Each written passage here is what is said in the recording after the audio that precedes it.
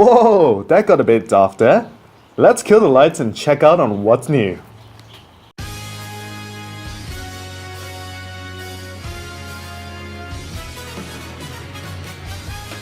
Yeah baby, it's time to play with fire. This time using soda cans.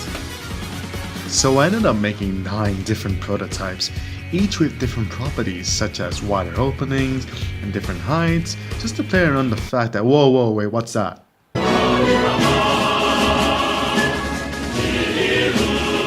And that's the Trangia. This will be my control that I compare my stoves to.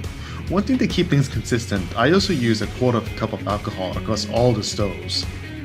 Warning. This experiment is highly dangerous. Do not attempt this at home. All experimentation should be handled by highly trained professionals. Anyways, out of the 9 prototypes, only 1 managed to light up. Not gonna lie, that was pretty sad. Yet the one that managed to light up was the one closest to the dimensions and properties of the Trangia. In fact, it held its own for about half the amount of time that the Trangia stayed on. I tested it again just to make sure, and Lord behold, it worked! Making that thing shine brighter than a Christmas tree.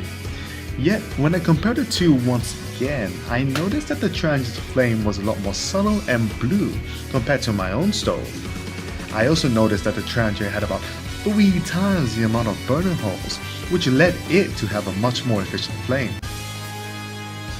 I figured with the other prototypes, oxygen flow will be a huge factor into starting the fire and keeping it going. The Trangia is certainly an effective burner, and as such it's provided me with these results.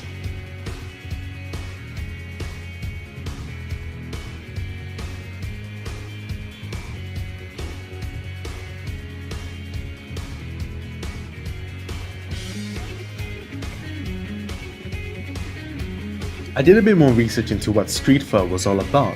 You will essentially get 3 different types of vendors all across Vietnam.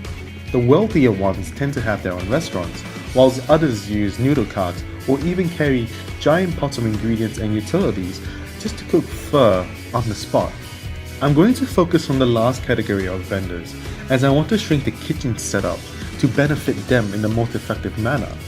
Upon further research, I found that these vendors would cook broth at home and bring it to them on the street. Now the problem is that they often use jet burners or other utilitarian kind of devices that are really heavy and really hard to use. This is where my stove comes in. It's going to be light, portable and efficient in providing what these vendors need to satisfy their customers. One question I completely forgot about was how these pots with broth in them would sit and balance on top of my stove.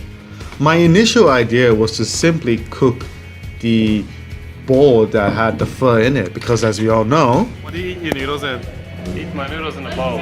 In a bowl or a pot? A bowl. Bowls, cups. A bowl.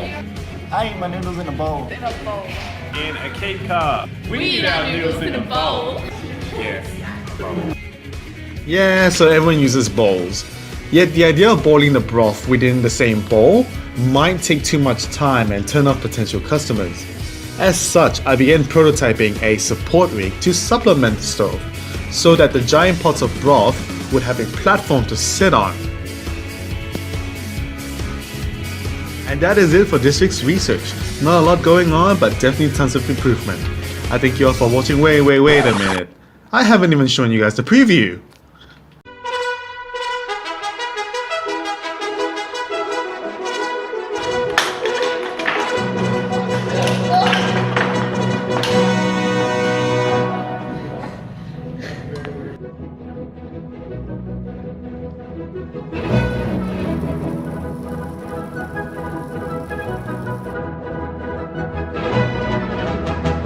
Holy crap, bamboo burns!